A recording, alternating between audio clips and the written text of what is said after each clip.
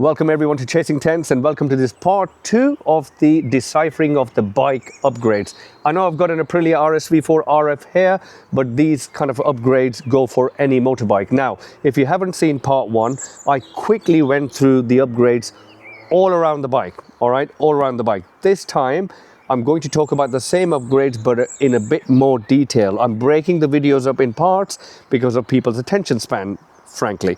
All right, let's start with the front of the bike. So first things first, the fairing of the bike. All right, it's Extreme Components fairings. Now, I rate them. They are absolutely fine. They're better than a lot of companies out there. But what I found, one of the best companies out there is Bike Plast, which are slightly heavier, but I've crashed in them a number of times. The tank of this bike, the tank cover of this bike is from Bike Plast.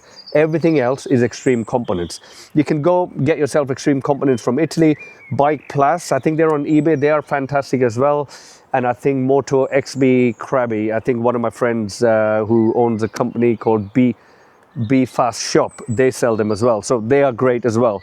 So they are, that's the fairing. You must get a tank cover though, no matter what fairing you have, must protect your tank all the time. Alright guys, change of scenery, and like they say, back to the studio. So I was editing the video and I thought, why not to include a few more points. We were talking about track fairings. I will talk about road ones as well.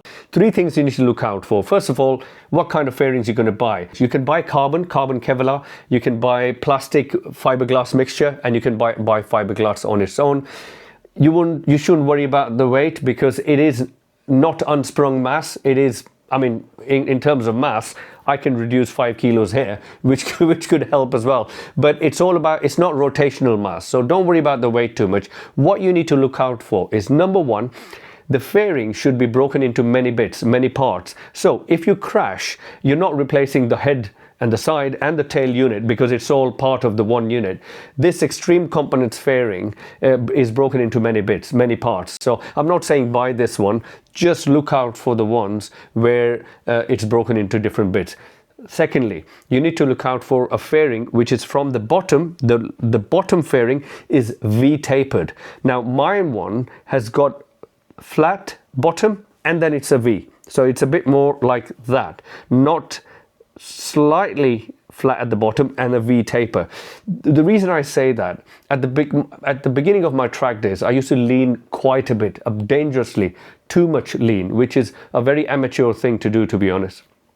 And even my road fairing used to get completely kind of scuffed from the bottom. Now with this one as well, I'm having the same problem because it is a bit flat and then it's like that. So choose the one which is a bit V-tapered. So if you lean a bit too much, or you use a tire which has an aspect ratio of 60, 65, even 70 with those Dunlop Moto 2s or something. So if you lean too much, at least the bottom won't be scraped that much. Thirdly, you need to make sure you can get a fairing which is readily available in your local country. So, for example, these Extreme Components fairings which I've got, I don't think I can get them in the UK since Road Race Performance Shropshire have closed down. So maybe I need to choose different ones, but at the moment they're working fine, so I'll stick with them. But if you've got a race or qualifying or practice day, you crash and you need something ASAP, you can get something, yeah, these are the 3 main things with the fairings. In terms of road fairings, I would highly recommend to have a 3M plastic layer on the fairing, not ceramic coating, 3M plastic layer.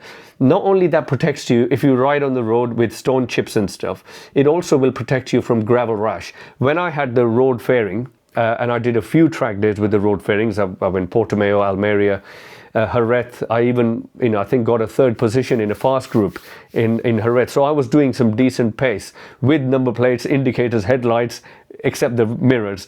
But I had the 3M layer. So until I had a huge crash, I didn't see any gravel rash, any problems because I had that layer. So that's a top tip if you're going to have road fairings for the track. But then also remember, I would, if I were you, I would put some protection on the tank, on the side of the tank. I think R&G do some pokey ones for the tank on the side, and I think they really help you. If your bike falls, at least you don't rupture the tank, because a lot of the times on the road fairings we wouldn't put a tank cover. Let's go back to the video in the garden. Now, decals. Now, there is probably none better in the UK. I mean, I've used them twice.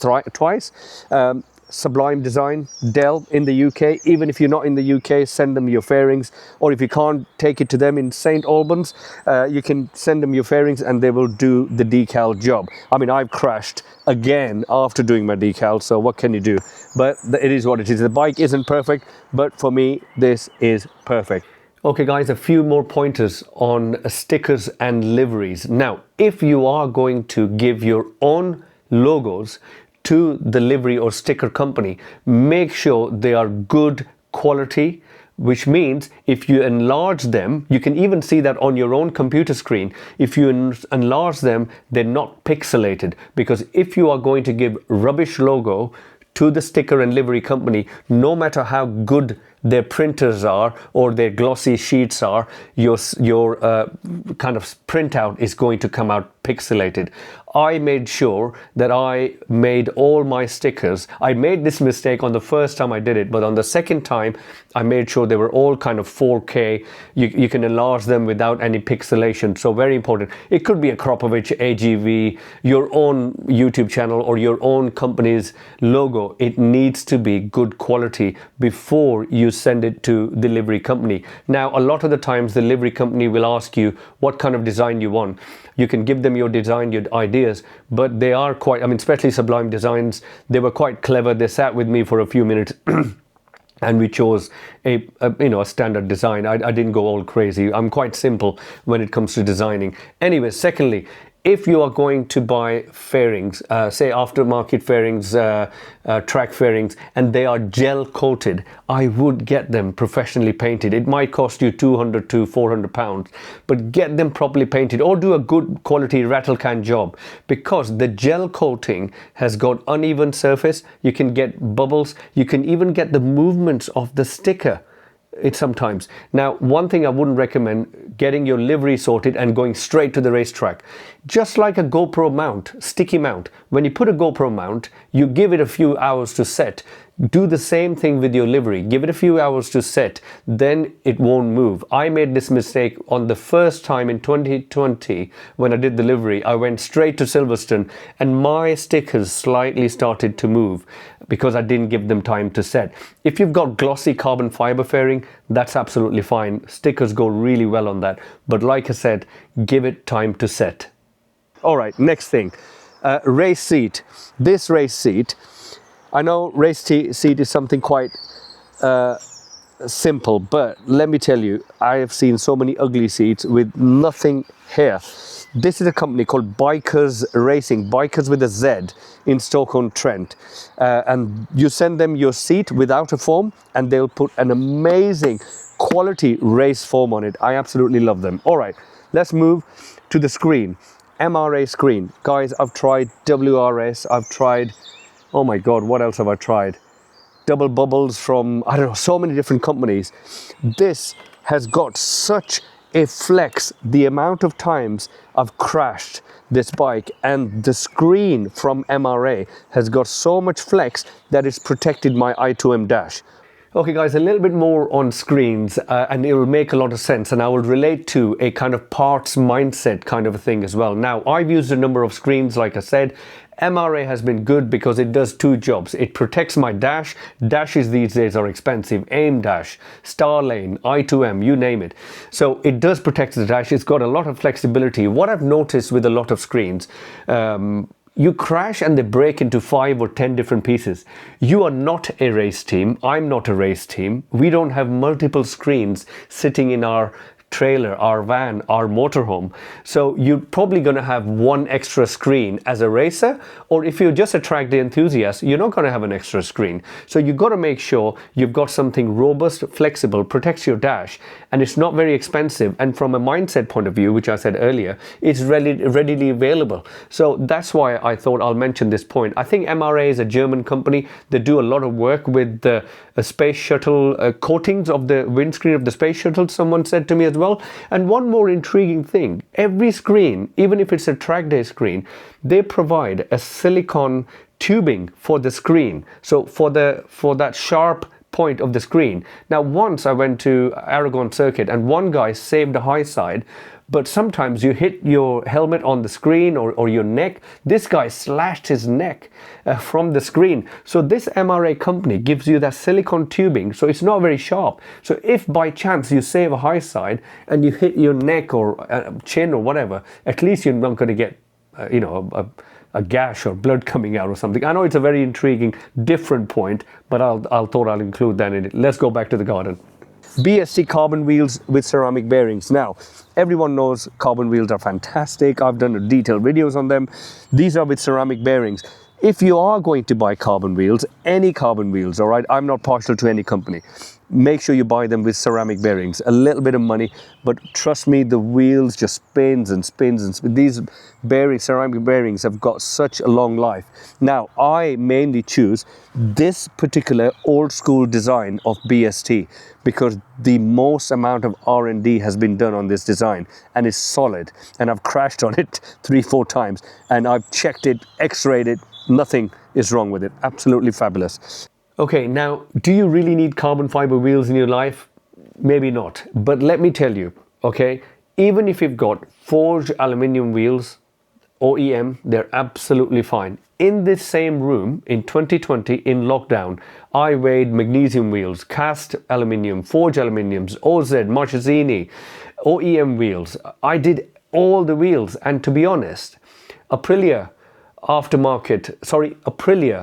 OEM forged aluminium wheels was so light, it was unbelievable. So, if you've got forged aluminium wheels, they're absolutely fine. You don't really need to go carbon, but if you can afford carbon, then get something which has been well researched, a company which has been doing wheels for a while, and I think ceramic bearings is a good shout. All right, let's go back.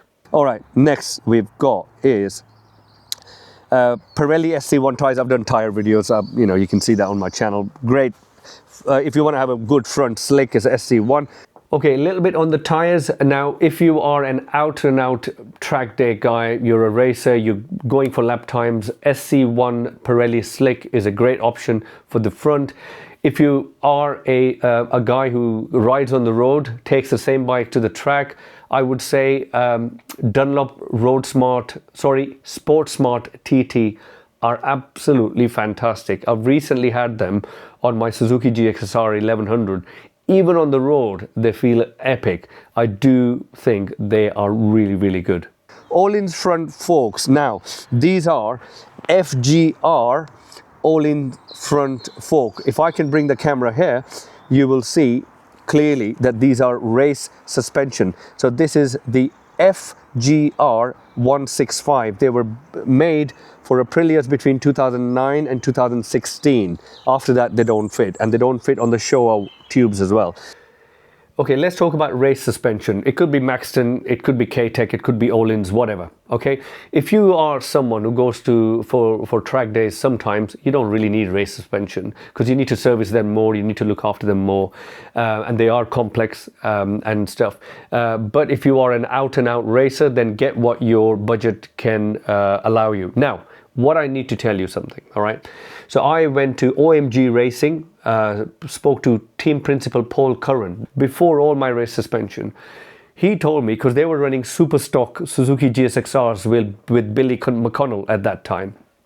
And I had spent some time with Billy McConnell at the Almeria circuit in 2018. He gave me some tips.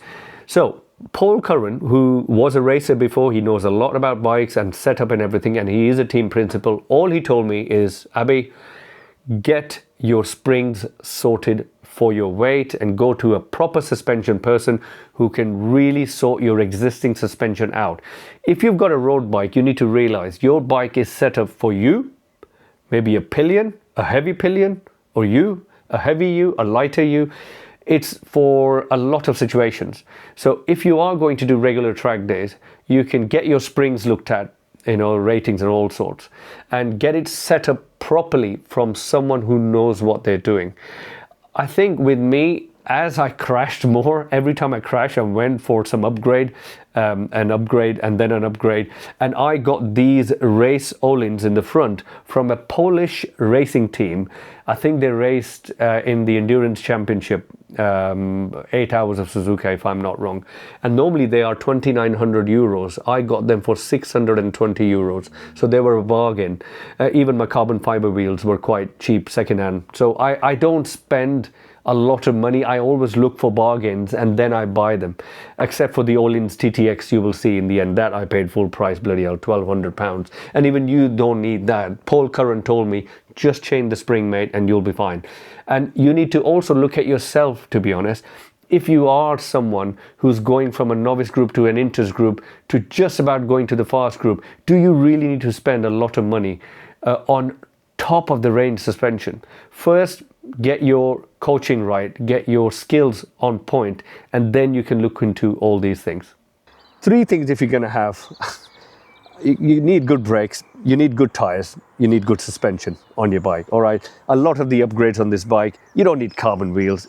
Might as well spend some money on coaching, honestly. I've got these carbon wheels second-hand, 1,400 quid from someone. Can't go wrong with that price. All right. We're not being righteous here, no lecturing. Let's go. Discs, Brembo. All right, non-floating Brembo discs. Now, I've always chosen the best brand of disc brakes. I mean, I've had EBC before. They were fantastic. Brembos are great. But I would recommend floating discs. These are non-floating. I mean, if I can show you what I mean by floating, let me bring you to the Ducati 900 SL, my other bike. You see that movement? That is called a floating disc. I might be asking you to suck eggs here. Please bear with me. Basically, they help you with heat issues. They also help when you say you do a wheelie or Cadwell Park, you come down, pads move and stuff like that. They're great. Just keeps everything fantastic. I'll do a detailed video on it another day. I don't want to make this video too long. All right, now lighter titanium nuts and bolts everywhere. Now, if it's unsprung mass, I'm a big advocate of reducing unsprung mass. So I've got lighter weight titanium nut and bolts everywhere. I mean, so much so that I've got a titanium spindle, which you don't need, trust me. The company whom I bought all the whole kit for the Aprilia for titanium nut and bolts, they also gave me on a 20% discount a titanium spindle, which goes through. Then we've got is Accossato calipers. Now, this is something I truly recommend. TBR Performance sell them. Absolutely brilliant. I mean, they are top of the range. PZ005 for Italian bikes and PZ001 for Japanese bikes. Absolutely brilliant. And I've got Accossato brake pads as well. Okay, let's shed some more light. Do you really need to go all out on absolute race brake calipers? Sometimes yes, sometimes no, but here it is. Here's my story. So I had the Brembo M50 calipers with this bike. Fantastic calipers, but you get to a stage when you start reaching the limit of those calipers. So what did I do? Number one thing I did is delete the ABS. And then when I went back onto the track, I saw how things were. Then I'm like, all right, I'm getting faster and faster.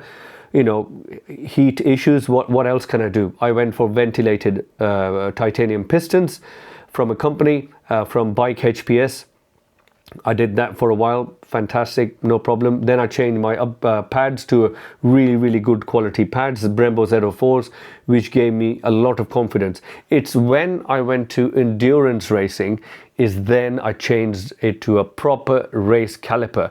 But don't just buy things for the sake of it. Try things, speak to people who know. So Paul Curran, again, OMG Racing Team Principal, he told me that Yamaha R1, great example. Everyone says when they came out, the brakes felt wooden. Okay, if you delete, if I'm not wrong, they had their own calipers. I don't think they came with Brembos. Do correct me if I'm wrong. And people thought, oh, they feel a bit wooden. Trust me, delete the ABS on a Yamaha R1 transforms the braking system. Totally transforms.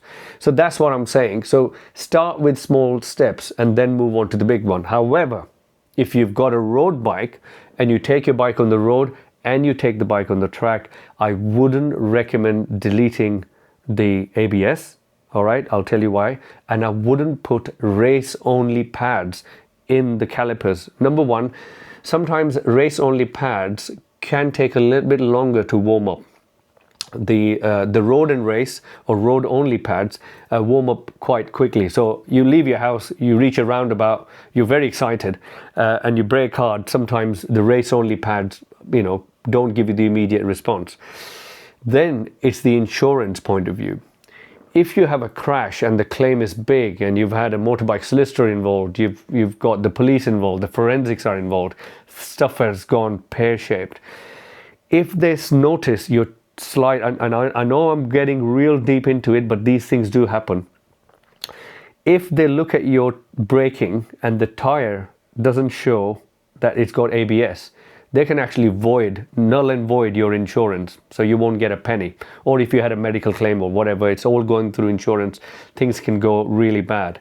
And also if they spot a lot of the race part, I don't think a race exhaust is that much of an issue, but something which actually prevents your bike from stopping, race pads, race calipers for the road. If it says race only and you've got it on the bike, the insurance can have a problem with that.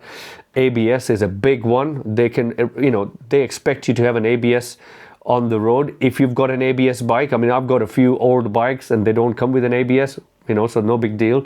So just be careful. Don't delete your ABS if you regularly go on the track, on the road. I always say, get a track bike and get a road bike.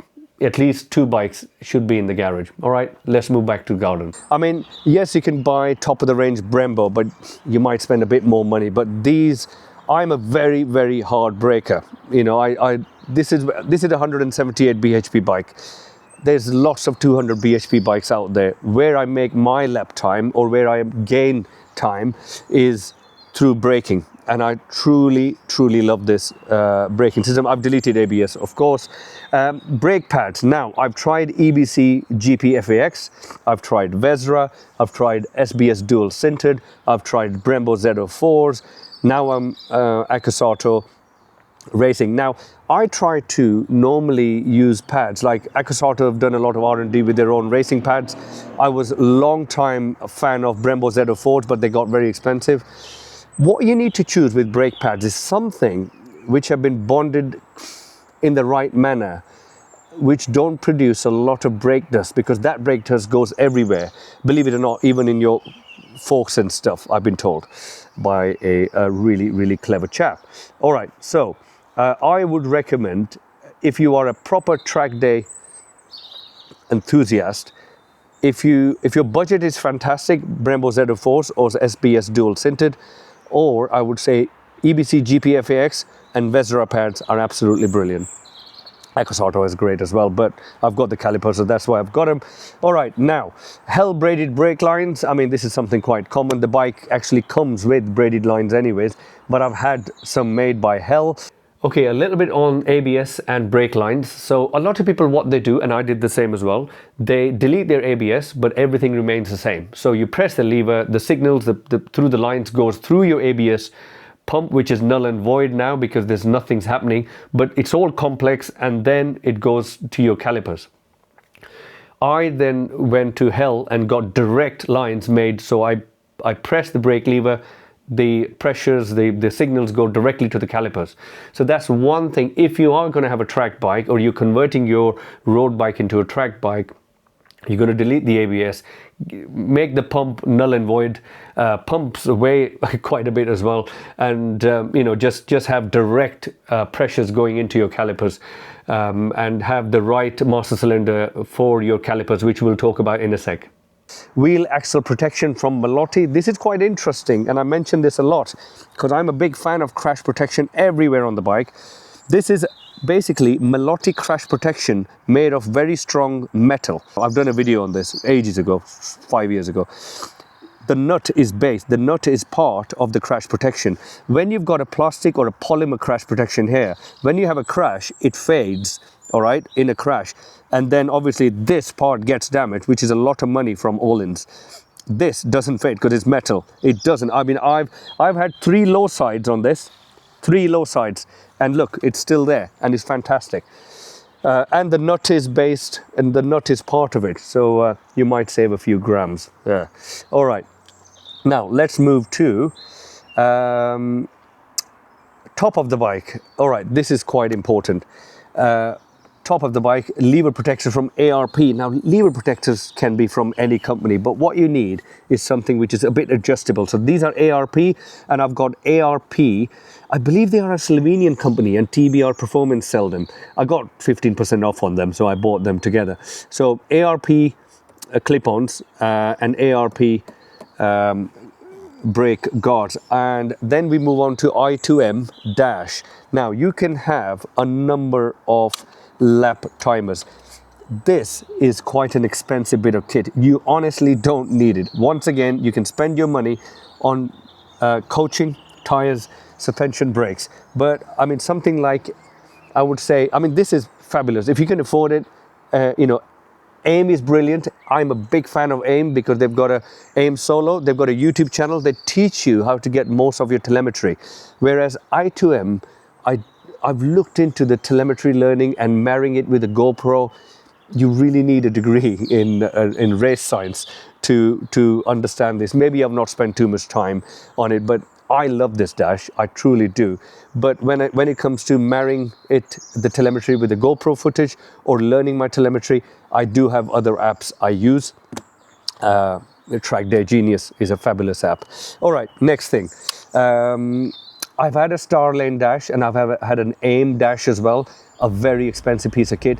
With the AIM dash, I don't really think they are ready for motorbikes yet. They make them for cars, but they've got so much glare, it's unreal. Starlane is okay, but just doesn't look that premium. I2M has been used by a number of World Superbike teams, and like I said, AIM Solo is fabulous. You don't need to change anything, just have it sitting here. It'll be fabulous. All right, next thing we've got is Accossato Brake master cylinder. So adjustable master cylinder, top tip guys, all right?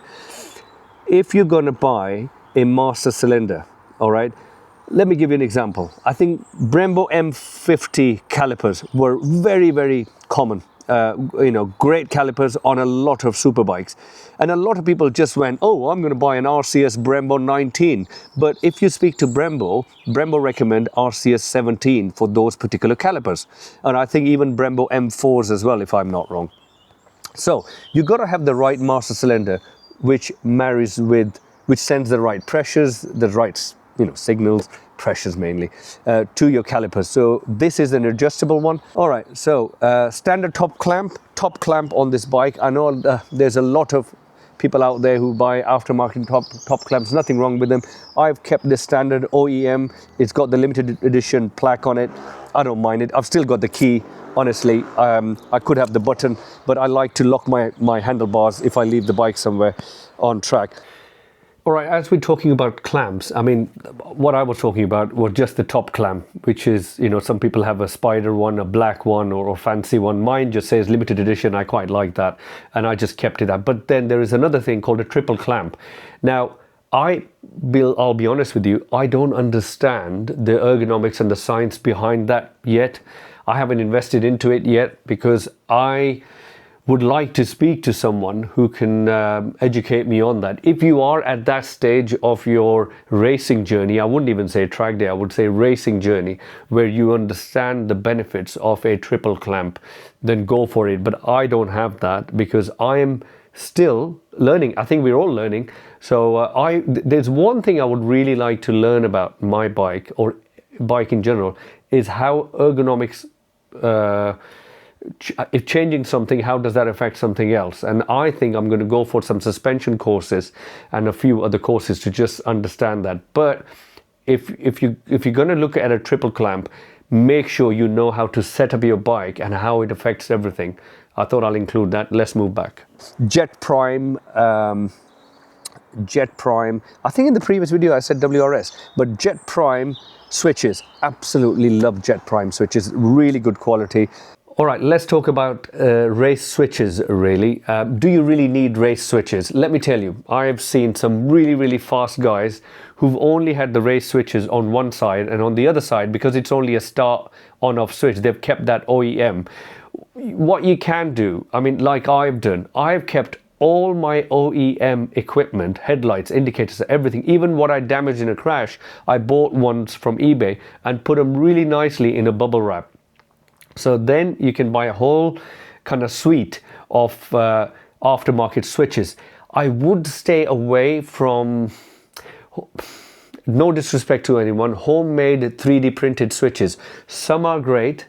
Some can give you problems. I saw one guy at an Aprilia track day, he pressed the button and the button just never came out. Because you need to realize you're going to be pressing these buttons not that often, but still you need life in them. So and these days, if one button gets pressed and your traction control goes from 8 to 0 on a rainy day, you're in a bit of a pickle. So get good quality switches. Yes, they are expensive. And they are, sadly, they do get damaged. I mean, I damaged my Jet Prime ones at an Angle C endurance race where I was doing so well. And I had a big high side and I damaged my Jet Prime ones. They looked fantastic, but they had the button went in and it came out, but it was still pressed because I damaged them. So I bought some new ones, and that's one thing you got to worry about. But wherever you can keep the costs low, keep them low. If you can manage one side with OEM switches and on one side with the race switches, do that. So that's it for this video. Part 3 we'll be moving from the middle of the bike to the rear.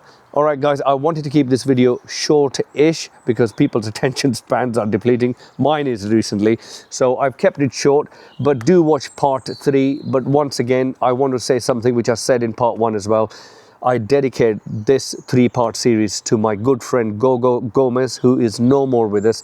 He sadly died on a trip to Croatia with us. He was, right in front of me, and sadly things happen on the road. I won't go into details, but he passed away.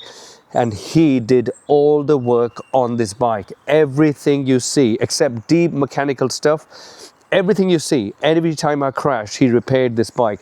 Every time I brought a new upgrade, he sorted it out. So I just wanted to take a minute to just reminisce, just fabulous guy. Absolutely love him. I miss him every single day. But we'll watch part 3 for the middle and the last one. I hope you enjoyed that one as well. Hope you got something out of it. Thank you for watching. Look after yourself.